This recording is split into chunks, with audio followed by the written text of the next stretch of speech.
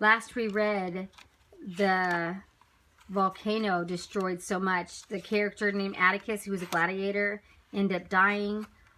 Remember all these people here trying to escape the heat, but the smoke is still getting their lungs. A lot of death.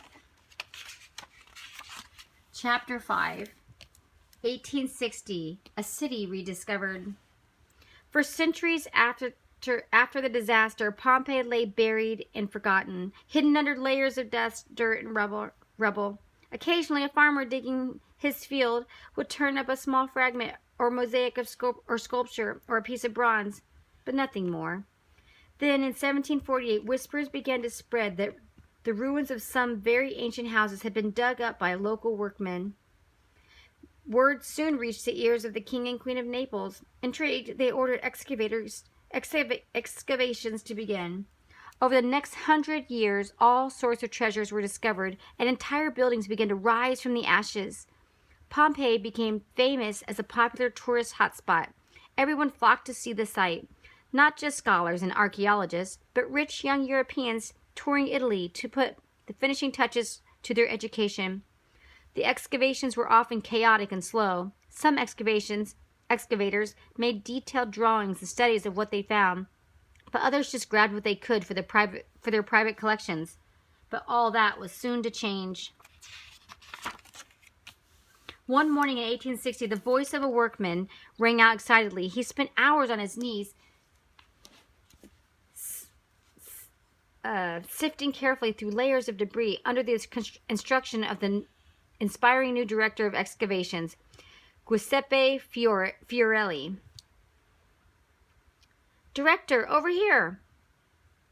Giuseppe Fiorelli was young, dedicated, and ambitious. The Italian king, Victor Emmanuel II, knew he had found the right man for the job. For too long, this forgotten city had been plundered by amateurs wanting to take away their very own piece of history. It was time to show Pompeii the respect it deserved. With over 500 workmen at his disposal, Fiorelli was determined to do just that. He walked over for a closer look, pushing his Panama hat further back on his head. They peered. The Panama hat. Does that remind you of anybody you guys know? Indiana Jones? He wears one of those. He walked over for a closer look, pushing his Panama hat further back on his head. They peered at a small hole in the earth that indicated another cavity containing who knew what. Fiorelli nodded and clapped his hand on the workman's shoulder. "Well done, Luigi. Mix up some plaster right away. You know what to do."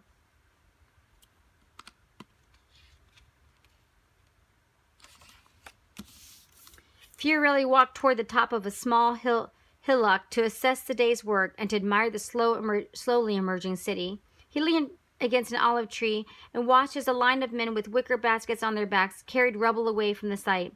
Others stood on wooden scaffolding as they removed the debris that had submerged the houses of Pompeii.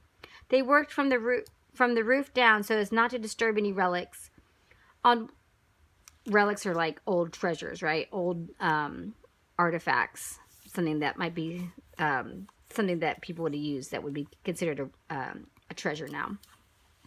On one of the far houses, a wall painting had been slowly appearing over the past few days, and Fiorelli felt a flush of excitement.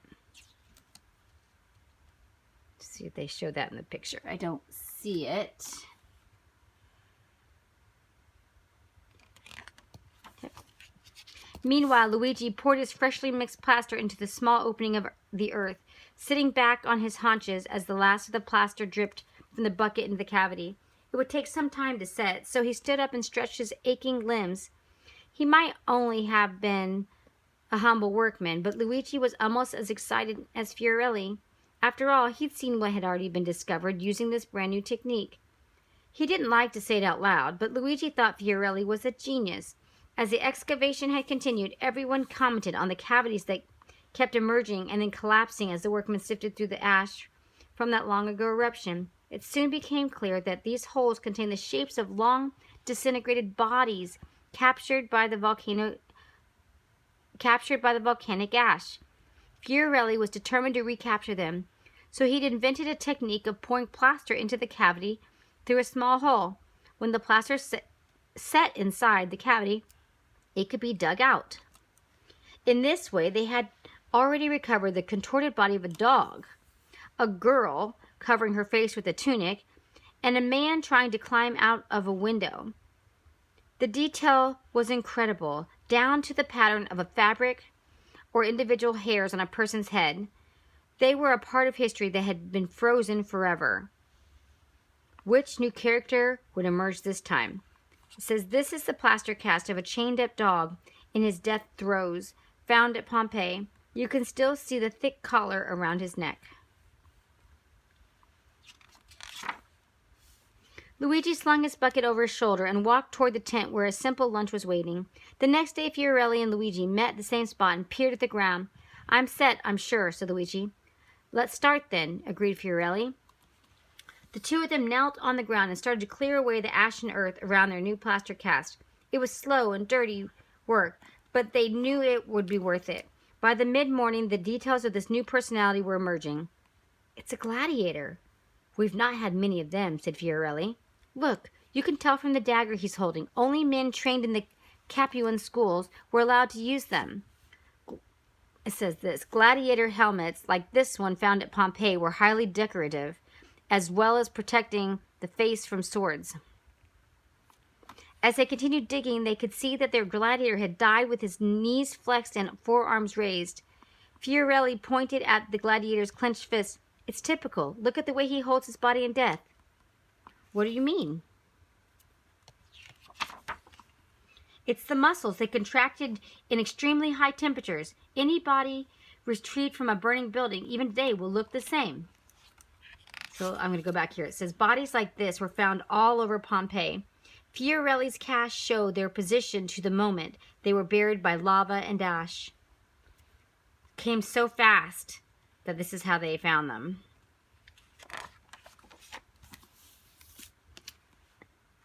Do you think he suffered? Asked Luigi. Fiorelli tipped his head to one side as he looked at the body. He probably suffocated. So he would have been unconscious by the time the ash and molten rocks got to him.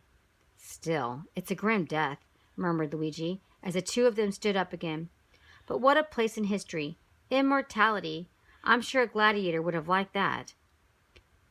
The two men bowed their heads as they surveyed the shape of a man who had walked the streets of Pompeii so many hundreds of years before them. This was a gladiator who had slept in a barracks, fought at the games of Apollo, and bathed in temple baths. To be a citizen of Pompeii, said Fiorelli quietly, that was something to be really proud of. The two men walked away in the fading light. The sea lapped gently in the bay, and the leaves of the trees rustled gently in the breeze. All was calm as the workmen downed their tools and set off for home. In the distance, Mount Vesuvius watched over the scene as another day drew to a close. It had been another day in the life of Pompeii, a city that would never die.